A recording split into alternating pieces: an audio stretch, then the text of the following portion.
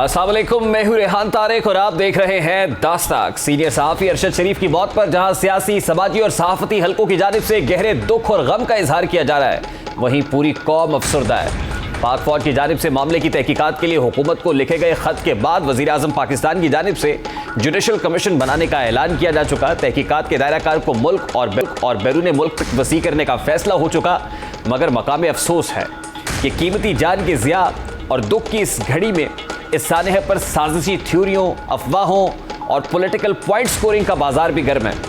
ऐसे ऐसे सवालात उठाए जा रहे हैं, ऐसे ऐसे इल्ज़ामात लगाए जा रहे हैं जो ना सिर्फ अखलाकियात से आ रही हैं, बल्कि मुल्क में शरंगेज़ी को हवा देने की एक घनौनी साजिश भी मालूम होते हैं। आज वज़ीर आज़म पाकिस्तान शहबाज शरीफ ने ट्वीट के जरिए इस बात का इजहार किया और कहा कि इमरान नियाज़ी ख़तरनाक खेल खेल रहा है।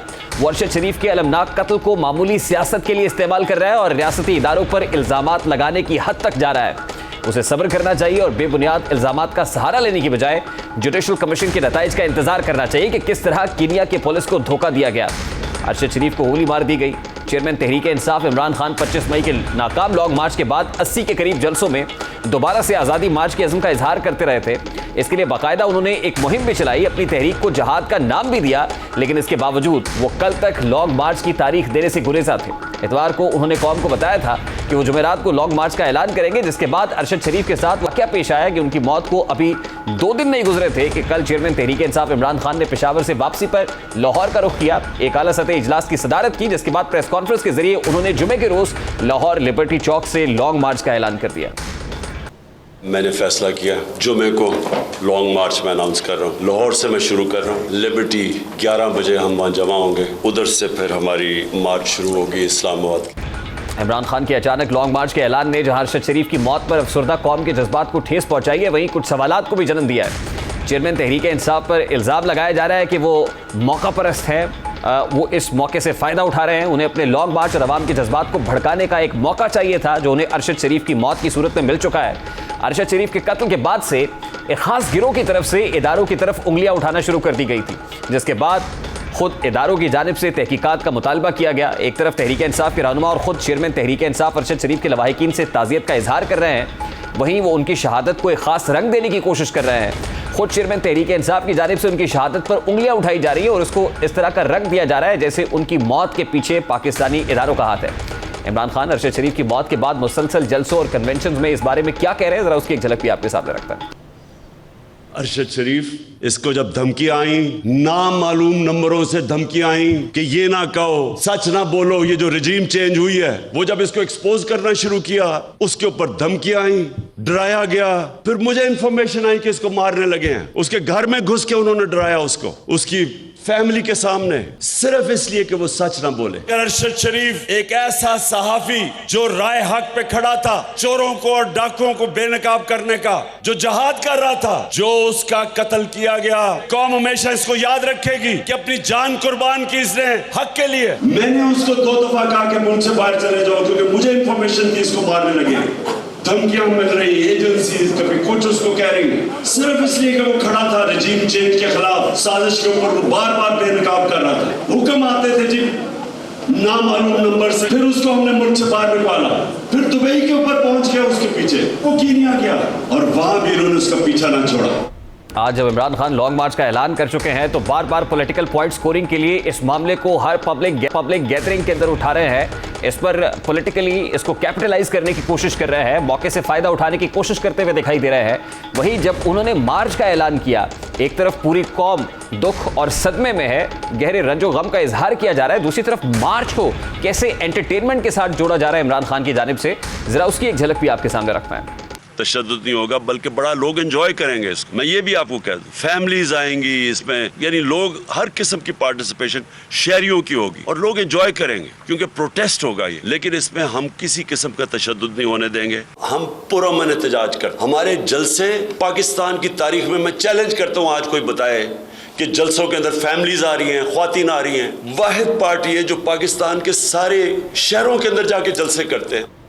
अरशद शरीफ की हलाकत के बाद इमरान खान दावा कर रहे हैं कि उन्हें इल्म था कि अरशद शरीफ को मारने की प्लानिंग हो रही है। और उन्होंने अरशद शरीफ को मुल्क छोड़ने का मशवरा दिया। उनके इस स्टेटमेंट पर भी सवालात उठाए जा रहे हैं कि आपकी 2 सूबों में हुकूमत थी, आपने उन्हें बजाय तहफ़्फ़ुज़ फराहम करने और सिक्योरिटी देने के बैरून मुल्क जाने का मशवरा किसने दिया। आज पीपल्स पार्टी के सीनियर रहनुमा शर्जील मेमन ने अपनी प्रेस कॉन्फ्रेंस में इसी तरह के सवालात उठाए। इमरान खान ने कहा कि मैंने उनको मशवरा दिया कि मैं वो मुल्क से बाहर जाएं। आपने ये बात क्यों कही उनको कि मुल्क से बाहर जाएं? सबसे ज्यादा क्यों बाहर मुल्क में तो आप उनकी सिक्योरिटी का बंदोबस्त कर नहीं सकते थे। आप इतने बड़े अंडरवर्ल्ड डॉन तो है नहीं, आप तो लोकल डॉन है पाकिस्तान में। तो आपके पास जब 2 सूबों में आपकी पक्की हुकूमत थी तो ये आपका फर्ज था कि आप उनको अपने हुकूमतों में उनको सिक्योर करते। आपने उनको ये मशवरा क्यों दिया कि मुल्क से बाहर जाएं? चेयरमैन तहरीक इंसाफ इमरान खान अपनी सियासत को दवाम बख्शने के लिए मुसलसल इदारों पर हमले कर रहे हैं। वो कभी कहते हैं कि इस्लामाबाद में एक डर्टी हैरी आ गया है, कभी वो कहते हैं कि न्यूट्रल्स को न्यूट्रल रहने की इजाजत नहीं है, चौकीदारी जब न्यूट्रल हो जाए तो मुल्क का अल्लाह ही हाफिज है। वो आजकल भी पब्लिक गैदरिंग्स के अंदर एस्टैब्लिशमेंट के ऊपर कुछ इसी तरह के इल्जामात लगा रहे हैं। जी मैं आप न्यूट्रल रह लो, न्यूट्रल रहने की इजाजत नहीं दी उसने किसी को। या एक तरफ खड़े हो या जाओ चोरों के साथ। और हमें यहाँ कहा गया कि जी हम न्यूट्रल हैं, ताकत आपके पास है और हम न्यूट्रल हैं कि मेरे घर पे डाका पड़ जाए और चौकीदार कहे जी मैं न्यूट्रल हूं, मैं कुछ नहीं कर सकता। डाकुओं को बिठा के और कहे जी हम तो जी न्यूट्रल हैं। मैं इनके सामने निकलूंगा, जब तक मैं जिंदा हूं मैं इन जालिमों का मुकाबला करूंगा। आपने सब ने इसमें शिरकत करनी है, क्योंकि याद रखें अल्लाह ने न्यूट्रल रहने की किसी को इजाजत नहीं दी। अब इस सारे मामले में जहां एक सीनियर सहाफ़ी की हलाकत हुई है, उनका कीनिया में कत्ल हो जाना बड़ा इंदोनाक वाक़या है। पॉलिटिकल पॉइंट स्कोरिंग हर तरफ से हो रही है। एक ट्वीट हुई, उसको पाकिस्तान मुस्लिम लीग नून की नायब सदर मरियम नवाज साहिबा की जानिब से रीट्वीट किया गया, जिस पर उन्हें खास तनकीद का निशाना बनाया गया। और यकीनन अगर इस पर पॉलिटिकल पॉइंट स्कोरिंग किसी भी तरफ से होती है वो काबिल मज़म्मत है, वो जस्टिफाइड नहीं है। उसकी कोई जस्टिफिकेशन या जवाज़ फराम करना यकीनन ये भी बेहतर नहीं है। इस पर मरियम नवाज की जानिब से एक कंडमनेशन आई, उसके ऊपर माफ़ी मांगी गई, एक अपॉलॉजी का ट्वीट आया ऑन रिकॉर्ड। सिर्फ रिकॉर्ड की दुरुस्तगी के लिए आपके सामने वो स्टेटमेंट रखना चाहते हैं जिसको मरियम नवाज ने बताया था अपने ट्वीट के अंदर। वो अरशद शरीफ की जानिब से नहीं कहा गया था, वो किसी सहाफ़ी की जानिब से नहीं कहा गया था, और ना ही जो कोई पॉलिटिकली मैच्योर शख्स है वो कोई ऐसी बात कर सकता था बेगम कुलसूम नवाज साहिबा से मुताल्लिक, बल्कि खुद उस वक्त के वज़ीर आज़म इमरान खान साहब की माविन ख़ुसूसी फिरदौस आशिक अवान साहिबा जो उस वक्त थी, उन्होंने क्या स्टेटमेंट दी थी, यकीनन वो भी काबिल मज़म्मत है। मोहतरमा कुलसूम नवाज की वफ़ात पर किसी सहाफ़ी की जानिब से ऐसा रद्द-ए-अमल नहीं दिया गया था। ये बात अपनी जगह दुरुस्त, और मरियम नवाज का रीट्वीट करना काबिल मज़म्मत है उस ट्वीट को। लेकिन आज जो तहरीक इंसाफ मरियम नवाज की ट्वीट पर तानाज़नी कर रही है वो सिर्फ अपने मकासद के हुसूल के लिए, क्योंकि अगर वो इस अमल को मायूब समझते, जो कि मायूब है, तो वो भी अपने गिरेबानों में ज़रूर झांकते। और यकीनन इस तरह के मामलात के ऊपर एटलीस्ट सियासत की कोई जस्टिफिकेशन नहीं है। आज जब इमरान खान साहब लॉन्ग मार्च करने जा रहे हैं तो इस मार्च से और इस खासतौर पे हीटेड एनवायरनमेंट से हुकूमत वक्त कैसे निपटेगी बात करेंगे। इस वक्त पाकिस्तान मुस्लिम लीग नून के मरकजी रहनुमा वफाकी वजीर राना तनवीर हुसैन साहब ने हमें ज्वाइन किया है। अस्सलाम वालेकुम राना साहब, बहुत बहुत शुक्रिया आपके वक्त के लिए। राना साहब, इमरान खान साहब ने 2 रोज़ पहले ही खुद ही उन्होंने एक तारीख दी थी कि जुमेरात के रोज़ वो मार्च का ऐलान करेंगे, लेकिन 2 रोज़ पहले ही उन्होंने मार्च अनाउंस कर दिया। हुकूमत के लिए कितना सरप्राइजिंग है? कोई नहीं, हमारे लिए कोई नहीं, ये उनकी बात नहीं, वो करता भी रहता है और यू टर्न भी लेता रहता है, लेकिन उसने जो करना है वो करे। ये हर रोज़ जो है ना, देखें ऐसे पड़े ही उसने इन अनसर्टेनिटी और इंस्टेबिलिटी क्रिएट की हुई है कि मैं आ रहा हूँ, मैं जा रहा हूँ, मैं आ रहा हूँ, मैं जा रहा हूँ। वंस फॉर ऑल जो भी उसने करना है करे। उसने डिसीजन ले लिया, बस अब आए इस्लामाबाद, देखते हैं अब वो क्या करता है। तो राना साहब, आपकी मालूमात में वो क्या बात है जिसने मजबूर किया इमरान खान को कि वो उजलत में मार्च अनाउंस करता है? देखिए, जो हमें समझ आ रही है कि ये इंतहाई एक मैं क्या समझूं कि साशी या एक थोड़ा सा इसका ज़हन बड़ा कंस्पेरेटर किस्म की चीज़ है ये, क्योंकि अभी अरशद शरीफ जो साफ़ी हैं उसकी बड़ी एक अंदोनाक वाक़या हुआ है, बड़ा बहुत ही अफसोसनाक वाक़या है। तो उसको ये एक्सप्लॉइट कर रहा है पॉलिटिकली और हर किस्म की बात गलत मलत कर रहा है। जबकि अभी अगर आपने वो ISSBR का पढ़ा हो, ISPR वो जो है उसका फौज वालों का, उनका जो उन्होंने लेटर लिखा है उसमें उन्होंने कहा कि जी वो कॉजेज़ भी बताई जाए जिस वजह से जो अरशद शरीफ है वो मुल्क छोड़ने पे मजबूर हुआ, उसका भी पता चलाया जाए कि वो क्या प्रेशर थे उस पर। टू दैट एक्सटेंड उन्होंने बात की है, लेकिन बेवकूफ़ आदमी है, उसका क्या हो सकता है इमरान खान। राजा साहब वाकई तो बड़ा अंदोहनाक है, काबिल मजम्मत है, इसके ऊपर सियासत नहीं होनी चाहिए, लेकिन अनफॉर्चुनेटली इस तरह के मामलात पर सियासत हुई है, अब भी हो रही है। वो पॉलिटिकली इसको कैपिटलाइज करने की कोशिश तो करेंगे। बयानिया तो उन्होंने पहले ही बनाया हुआ है, उनका बयानिया मजीद स्ट्रांग हो रहा है। आपकी बात अपनी जगह पर, आप ये फोर्स ही कर रहे हैं कि शायद यही वो वजह है कि इमरान खान ने मार्च अनाउंस कर दिया। उनका ये मानना है कि शायद लोहा गर्म है तो अभी चोट लगानी चाहिए। हुकूमत किस कदर तैयार है और कितना प्रेशर होगा आप पे? देखिए, हुकूमत ने तो बार बार उसके इस काम के मुतल्लिक अपनी स्टेटमेंट दी हैं कि अगर आपने कोई काम भी गैर आईनी और गैर कानूनी तरीके से किया तो हम बड़ी सख्ती से निपटेंगे उसको, और इंशाल्लाह ऐसा ही होगा। अगर उसने कोई ऐसा काम किया जैसे उन्हें कानून को अपने हाथ में लिया या उसने कोई शरारत करने की कोशिश की, लेकिन उसका तो ये स्टेटमेंट है कि मैं इस्लामाबाद के अंदर नहीं जा रहा, मैं एंटर नहीं हूँगा इस्लामाबाद में, जो मैंने टीवी पे देखा है। उसने कोई प्रेस कॉन्फ्रेंस की थी या जो भी उसमें जिस जगह यहाँ इसने स्टेटमेंट दी है, तो अभी देखते हैं अगर उसने कोई ऐसी हरकत करने की कोशिश की तो फिर वो उसका जिम्मेदार खुद ही होगा। लेकिन राणा साहब, इस्लामाबाद तो आप भी पहुंचे थे, आप उनकी अपनी हुकूमत में इमरान खान साहब की उन्होंने 3 मार्चेस गिनवाए, मौलाना फजलुर रहमान भी पहुंचे थे, खुद बिलावल भुट्टो साहब का महंगाई मार्च भी हुआ, आपकी हुकूमत आप उस वक्त ऑपोजिशन में थे, उनकी हुकूमत के खिलाफ 3 मार्चेस हुए। अब भी जमहूरी हक तो है कि वो मार्च कर सकते हैं, एहतजाज कर सकते हैं। इस वक्त उनकी हुकूमत है पंजाब में, KPK के अंदर उनकी हुकूमत है, कश्मीर में है, गिलगित बल्तिस्तान में है, हुकूमती रिसोर्सेज उनके पास मौजूद हैं। लोग भी अगर लाखों की तादाद में निकल आते हैं तो फिर आपके पास क्या काउंटर स्ट्रैटेजी होगी? देखिए, हमने कब कहा है कि उनकी ये जमहूरी हक नहीं है, लेकिन एक पुरअमन एहतजाज, एक उनको इजाज़त है उस चीज़ का, ना हम उसको मना कर रहे हैं।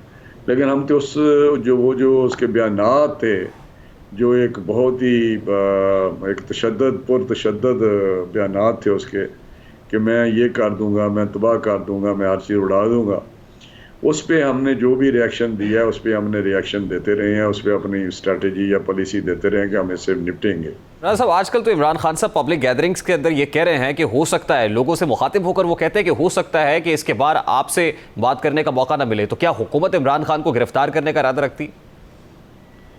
नहीं, हर वो हम काम करेंगे अगर उसने गलत काम किया कि जैसे उससे की इस फितना अंगेज़ी को ख़त्म किया जाए, क्योंकि वो तो शर और फितने के अलावा बात ही नहीं हो रही, उसकी ज़ुबान से कोई निकलती नहीं। बात करने से बात, देखिए मैं समझा ये सारी शरारत है उसकी। अब अगर आप देखें इलेक्शन की बात करता तो इलेक्शन में अगर कोई 6-8 महीने है तो ये कोई दूर की बात होती है। मुझे ये बताएं, ये तो अब एक टाइम शुरू हो चुका है, प्रोसेस है जो इलेक्शनों के लिए होता है, 1 साल तो शुरू हो जाता है, इलेक्शन का माहौल बनना शुरू हो जाता है।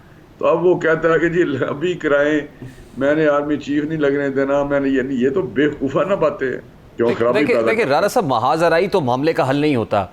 जिस वक्त मौलाना फजलुर रहमान ने एहतजाज किए थे या जिस वक्त खुद इमरान खान पहले आए थे, यकीनन कोई ऐसी कमेटीज़ बनती हैं। इमरान खान दौरे हुकूमत में भी उन्होंने बनाई, परवेज़ खटक और स्पीकर की असद कैसर की ज़ेर सदारत उस वक्त की जो इंगेज करती है, वो अपोजिशन से बातचीत करती है। अब जब इमरान खान साहब निकलेंगे तो आपकी तरफ से कोई ऐसी कमेटी कॉन्स्टिट्यूट की गई है कि जो इन मुजाहिरीन से बातचीत करे ताकि इस मामले को डिफ्यूज़ किया जा सके?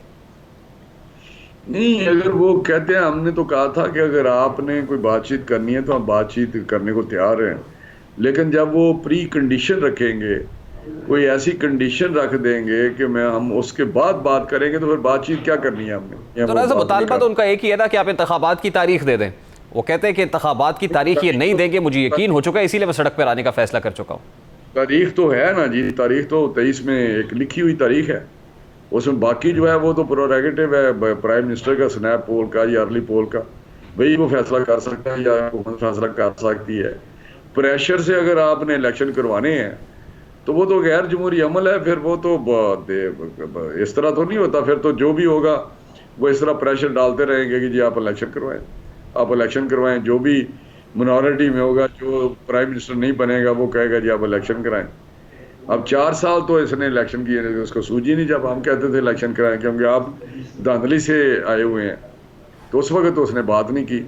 अब अगर कोई 8 महीने रह गए हैं तो अब मैं नहीं समझता कि ये कोई भी ज़ीशूर बंदा बात इस पे कर सकता है। ये तो 8 महीने तो तैयारी में गुजर जाते हैं। लेकिन राणा साहब, इस वक्त भी आपके पास एक डिलीवर करने का बोझ तो है हुकूमत के ऊपर कि आवाम को डिलीवर करना है। ऐसे में अगर एक बोझ इमरान खान साहब मार्च की सूरत में हुकूमत के ऊपर डाल देंगे तो हुकूमत पर दबाव तो होगा। इस दबाव को फिर कैसे डिफ्यूज करेंगे जब बातचीत भी नहीं होगी, मुज़ाकरात भी बेनतीजा खत्म हो गए, अल्टीमेटली महाज़ाराई ही होगी, तो फिर हुकूमत के पास क्या चारा होगा? देखिए, हम कानून पे अमलदारी हम कराएंगे, हर सूरत इंशाल्लाह कराएंगे। बाकी जो आपने महंगाई की बात की या परफॉर्मेंस की बात की, हम कोशिश कर रहे हैं जिस तरह का हमें एक मिली हुकूमत, जिस तरह की हमें मईशत मिली, इकॉनमी मिली, जिस तरह महंगाई मिली, जिस तरह इसकी फैसले किए हुए फैसलों का हम बोझ उठाया हुआ है हमने, तो वो एक चीज़ बिल्कुल हमने बोझ महसूस करते हैं इसके अपने जो काम थे या कानून इसने कोई पॉलिसी बनाई थी। लेकिन इंशाल्लाह हम कोशिश कर रहे हैं कि लोगों को रिलीफ दें, उनके मसाइल हल करें। लास्टली, हुकूमत में आने से पहले आप खासे पॉपुलर थे, आपका बयानिया पॉपुलर था, वोट को इज्जत दो पे लोग आ रहे थे, क्राउड पुल कर रहे थे। वो जो बयानिया आपका था, आज वही बयानिया इमरान खान का बयानिया है। और वो बेशक कॉन्स्पिरेसी कर रहे हों, कॉन्स्पिरेसी थ्योरीज़ के ऊपर चल रहे हों, इस्टेब्लिशमेंट को भी ललकार रहे हैं, तनकीद कर रहे हैं, जारहाना हिकमत अमली अपनाए हुए हैं। आपका बयानिया तो खासा अब इमरान खान का है, और दूसरी तरफ यूँ लगता है कि आप इस वक्त जो है वो सेम पेज, जो कल इमरान खान कहते थे सेम पेज की हुकूमत है, आप उस वक्त उस पर खड़े हुए हैं। तो इसका किस कदर नुकसान हुआ है आपको? जो भी हुकूमत हुई है, मैंने 85 से ऑनवर्ड देखा है, तो उस वक्त यही हुआ है कि जो गवर्नमेंट सिटिंग गवर्नमेंट होती थी वो बड़ी अनपॉपुलर होती थी, बिकॉज ऑफ कि कोई महंगाई का ज़रूर हर वक्त हर दौर में उसकी परसेंटेज या डिग्री कम ज़्यादा हो सकती है, लेकिन महंगाई लोगों को महसूस होती थी। और वो पॉपुलर जिस तरह होते हैं वो लोग, इस तरह की हुकूमतें पॉपुलर नहीं होती थी। अभी इमरान खान जो था, अब 4 साल तो उसने किया कुछ नहीं, अब फिर वो लोगों को यही कह रहा है कि जी मैं हूँगा तो मैं ये करूँगा। 4 साल तुम्हें मौका मिला, तुमने पाकिस्तान का बेड़ा गर्क कर दिया, तुमने इदारों को कमज़ोर कर दिया। लेकिन राणा साहब, अब लोग ये मानने को तैयार नहीं है ना। बाई इलेक्शंस के नताइज आपने देख लिए, अगर आम इंतखाबात भी हो जाएंगे, यही बयानिया इमरान खान का वो जादू जो सर चढ़कर बोल रहा होगा, इसका नज़ला अल्टीमेटली तो हुकूमत पर गिरेगा, और पोल्स के अंदर तो अवाम गुस्से का इजहार आप पर करेंगे क्योंकि आप हुकूमत में हैं। नहीं, मैं नहीं समझता। आप जो पोल की बात करते हैं इलेक्शनों की, ये इलेक्शन आपके सामने है, तो मैं समझता हूँ कि KPK में जिस तरह प्रोविंशियल गवर्नमेंट ने वहाँ पे धांधली की है, सूबाई हुकूमत ने, वो भी आपके सामने है। पंजाब में भी इनकी गवर्नमेंट थी, तो वहाँ पे जो फ़र्क देखे ना कितने वोटों का, और वहाँ पे हमारी पार्टी, आप देखें हमारी जो क़यादत थी, वो आप शहबाज साहब प्राइम मिनिस्टर हैं, जा नहीं सकते, वज़रा जा नहीं सकते, उधर मियाँ साहब बाहर हैं, मरियम बीबी अपने किसी वजूहात की बिना पे बाहर थी। तो मैं समझता हूँ कि आप देखेंगे तो फ़र्क, ननकाने की सीट देखें, अगर मैं अपने हल्के में था, शरकपुर में, तो वहाँ से जीते हैं। इमरान खान से पूछे ना कि ये जलसा जो इसने किया है शरकपुर शरीफ में, वो जो मैंने अकेले ने किया है, अगले दिन इससे डबल से भी ज़्यादा था। बट ये कहना कि वहाँ पे ये तो फिर मान जाए ना कि मियाँ साहब इधर हों तो इसकी कोई दाल नहीं गलेगी। तो आ जाए ना सर, मियाँ साहब क्यों रोक रहे हैं आप उनको? जिसने खुद, इमरान खान ने हर हल्के में खुद कंपेन की है, तो हमारे के लीडर किधर गए हैं? वहाँ पे किसी जगह ना किसी ने जलसा किया है, ना किसी ने जाके कंपेन किया, ना किसी पार्टी के लोगों ने जाके कंपेन किया, और हमारे कैंडिडेट ही लगे रहे हैं। और अल्लाह के फजल से उन्होंने 80-80 हज़ार वोट लिया, 85-85 हज़ार वोट लिया, 7-7, 8-8 हज़ार। तो क़यादत का फुकदान क्यों है सर आपके यहाँ at this point in time? क़यादत देखिए, कुछ पाकिस्तान के मामलात इतने उलझे हुए हैं, उसमें सीरियसली उसमें इन्वॉल्व हुए हैं। जिस तरह वो कहते हैं रियासत पहले मुल्क पहले तो सियासत बाद में, तो उसमें हम रात दिन मेहनत कर रहे हैं, हमारी सारी टीम, हमारी हुकूमत कर रही है। अभी उधर देखे ना, पीपल्स पार्टी वाले मुल्तान में इसकी किधर गया था बयानिया, उधर कराची में इसका बयानिया किधर गया था जहाँ पीपल्स पार्टी जीती है। पीपल्स पार्टी ने जरूर अचीव किया, नुकसान पाकिस्तान मुस्लिम लीग नून को हुआ है। सर मेरे आखिरी सवाल का सिर्फ जवाब दे दें कि मियाँ साहब वापस क्यों नहीं आ जाते, हुकूमत तो आपकी है। तो नून का तो मैंने बताया कि इस वक्त हमारी क़यादत मुख्तलिफ वजूहात की बिना पे इस इलेक्शन में इस तरह फोकस नहीं कर सकी। अगर वो फोकस करते, अगर वहाँ पे क़यादत मौजूद होती, तो इंशाल्लाह इसको 8-8 हज़ार से जीतने की बजाय ये 30-30 हज़ार से हार। मैं सर यही तो आपसे पूछ रहा हूँ कि ये वक्त नहीं है कि क़यादत को अब कारकुनान के दरमियान होना चाहिए? जी बिल्कुल, और इंशाल्लाह होगी क़यादत, इंशाल्लाह आइंदा आप देखेंगे कि क़यादत इधर ही होगी। बहुत बहुत शुक्रिया राना तनवीर हुसैन, पाकिस्तान मुस्लिम लीग नून के मरकज़ी रहनुमा वफाकी वज़ीर हमारे साथ मौजूद थे। अभी एक ब्रेक लेंगे और ब्रेक के बाद जब वापस आएंगे, सीनियर सहाफ़ी अरशद शरीफ के कत्ल के मामले पर केनियन पुलिस भी मौक़िफ़ बार बार तब्दील कर रही है। अब एक नया यू टर्न सामने आ रहा है। कीनियन पुलिस का नया यू टर्न क्या है इस मामले पर वो आपके सामने रखेंगे इस ब्रेक के बाद हमारे साथ ही।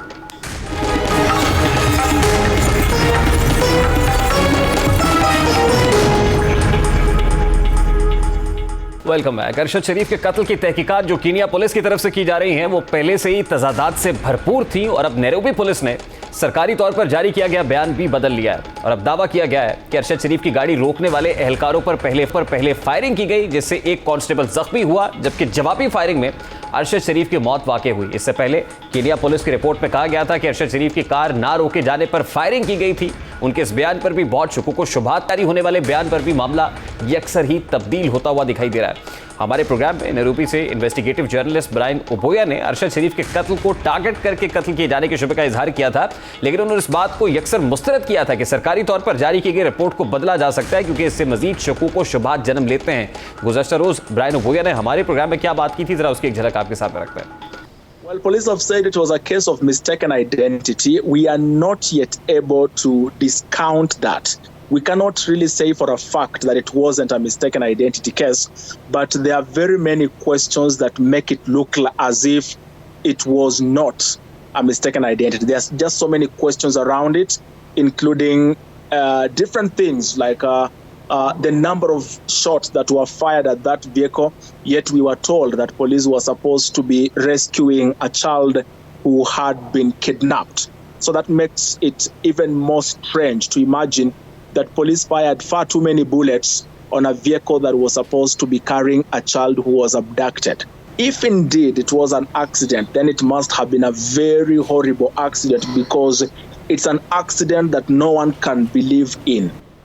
दूसरी जानिब नैरोबी के साबिक गवर्नर माइक सोमो दावा कर रहे हैं कि कातिल स्क्वाड सीनियर सहाफ़ी अरशद शरीफ का ताक़ुब कर रहा था। साबिक गवर्नर के मुताबिक कीनियन पुलिस को पाकिस्तानी को ये सोच समझकर गोली मारने के लिए धोखा दिया गया कि अरशद शरीफ कार चोरी में मुलव्विस थे जबकि मकतूल सहाफ़ी एक मनी लॉन्ड्रिंग गिरोह को बेनकाब करने वाले थे। उन्होंने मजीद कहा कि मनी लॉन्ड्रिंग सिंडिकेट कीनिया के शहरी नैरोबी और कारों के शोरूम चलाता है जिसमें पाकिस्तानी सियासतदान और मुल्क के डीप स्टेट अरकान शामिल है। ये साबिक गवर्नर नैरोबी का अपना इंकशाफ है, वो क्या कह रहे हैं, उनकी स्टेटमेंट पोजीशन है।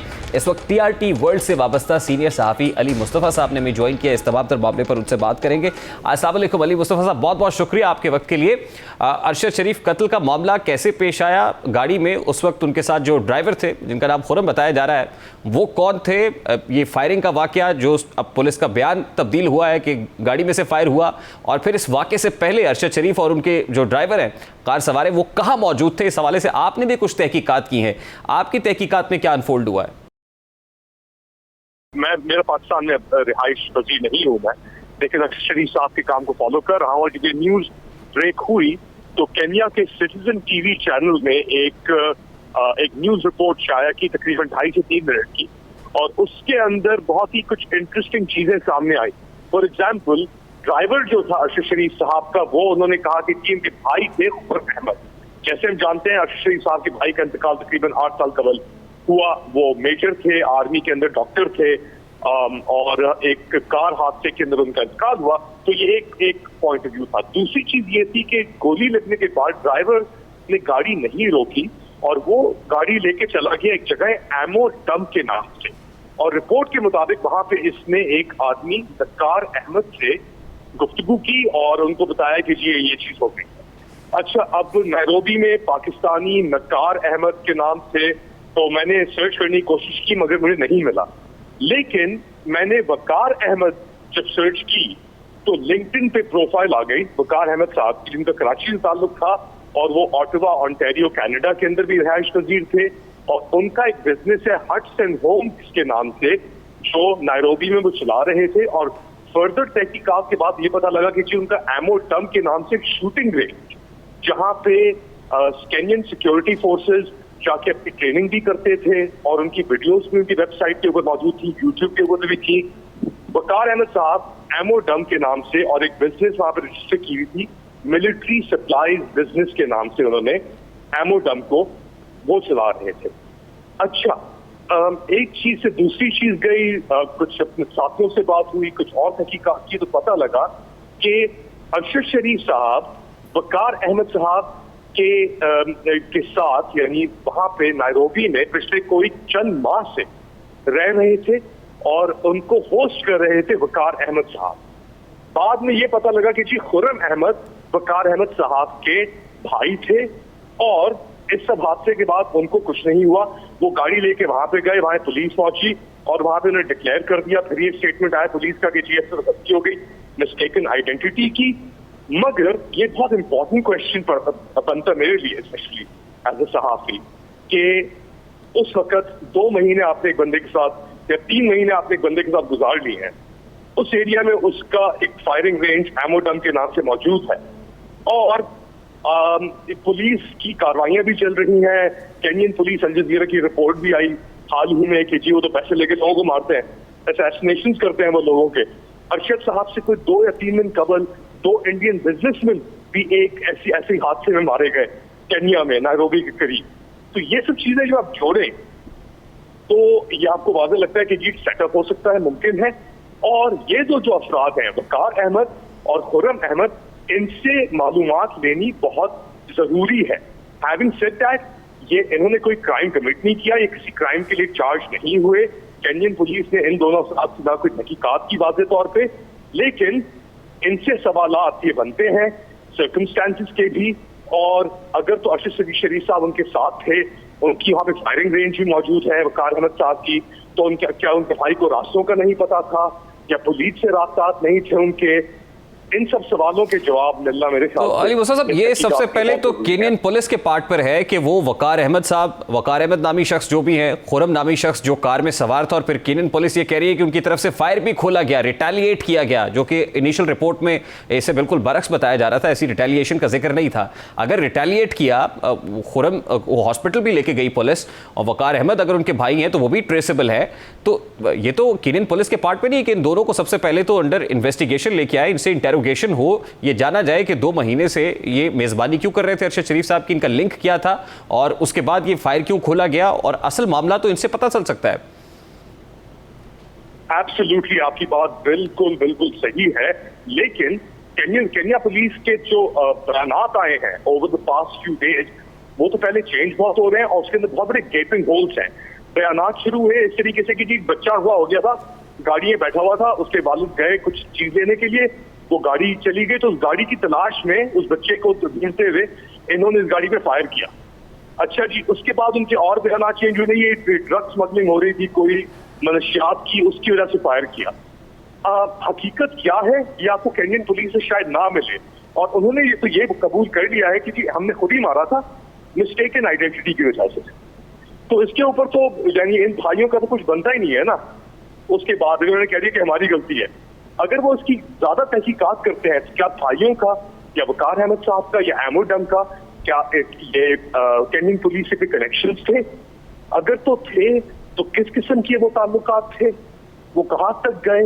इस एरिया के अंदर ऐसी क्या पहले कार्रवाइयां हो चुकी हैं जहां पे लोगों को मारा गया है, ये कह के कि जी तो कोई और था, मिस्टेकन आइडेंटिटी? इन सब चीज की तहकीकात होना बहुत जरूरी है। ठीक, अब अली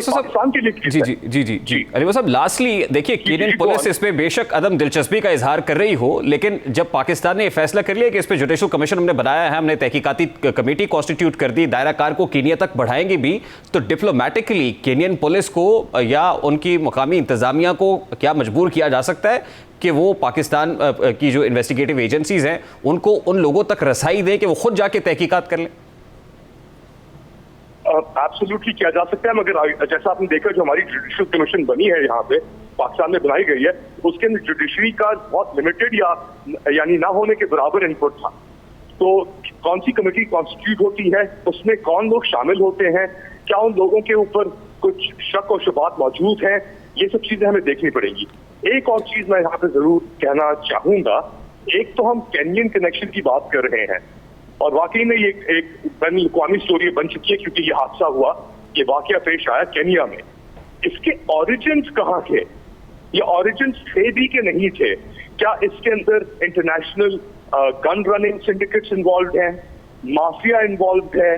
क्या अरशद शरीफ साहब की तहकीकात उन्हें ऐसी जगह पे लेके चली गई, इस सिचुएशन में उनको फंसा दिया कि जिसकी वो तहकीक कर रहे थे उसी के ऊपर उन्हें शायद उनको ट्रस्ट करना पड़ा, या जिसके ऊपर ट्रस्ट कर रहे थे उसके ऊपर ही फिर तहकीक शुरू हो गई? इन सब सवालों के जवाब ठीक। हमारे पास नहीं है। हम नहीं जानते कि किस किस्म का बिजनेस ठीक। कर रहे थे वकार अहमद ठीक। साहब, उनकी क्या रिलेशन थे केन्या में या कनाडा में या पाकिस्तान में।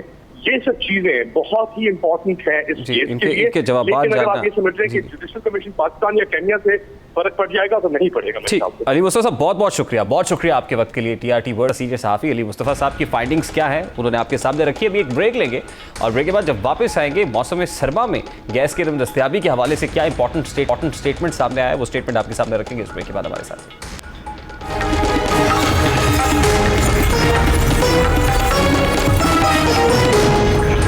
Welcome back. मौसम सरमा में गैस की अदम दस्तयाबी से मुतालिक वफाकी वजीर मुसद्दक मलिक का क्या मौक़िफ़ है और क्या स्ट्रैटेजी हुकूमत पाकिस्तान की, ज़रा वो उन्हीं की ज़ुबानी आपके सामने रखता हूँ। औकात हैं उसमें इंशाल्लाह यकीनी तौर पे गैस मिलेगी, यही उनको मैंडेट दिया गया है। कोशिश ये की जाएगी कि तवातर के साथ गैस आती रहे और रात के वक्त जैसा आप कह रहे हैं जब सोने का वक्त है उस वक्त बेशक उसका प्रेशर कम हो जाए, बेशक कम हो जाए, ये कहा गया। मगर ज़रा प्लान आ लेने दीजिए, फिर मैं तो हाजिर होता ही रहूँगा। जो विंटर की प्लानिंग है वो तमाम इंडस्ट्रियलिस्ट एक्सपोर्टर्स प्राइमरीली थे, वो तमाम उन एक्सपोर्टर्स की जो ज़रूरियात हैं उनको मद्देनज़र रखते हुए एक जॉइंट प्लान बनाएंगे। इस मामले पर मजीद बात करेंगे अगले प्रोग्राम्स में। प्रोग्राम का वक्त अपने इख्तिताम को पहुंचा। आपसे मुलाकात होगी इंशाल्लाह कल। अपना रखिए ख्याल। अल्लाह हाफ़िज़।